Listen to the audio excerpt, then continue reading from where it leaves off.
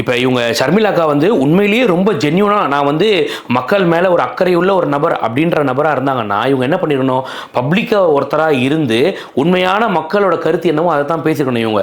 அதாவது குற்றங்கள் நடக்கிறது ரொம்ப சகஜம்தான், அது எல்லா இடத்துலையும் நடக்கும், எல்லாத்தையும் பார்த்துக்கிட்டு இருக்க முடியாது, ஆனால் நடவடிக்கைன்றது பாரபட்சம் இல்லாமல் எடுக்கணும் அப்படின்றதான் சொல்லணும் இவங்க. இவங்க சொல்கிறது பூராமே எப்படி இருக்குன்னா திமுக சார்ந்து யார் எதை விமர்சித்தாலும் அது இல்லைன்ற மாதிரி இருந்தால் இவங்க எப்படி மக்களில் ஒருத்தராக இருப்பாங்க, இவங்க பேசுறது எப்படி நம்ம உண்மைன்னு எடுத்துக்க முடியும்? நீங்கள் நல்லா யோசிச்சு பாருங்க.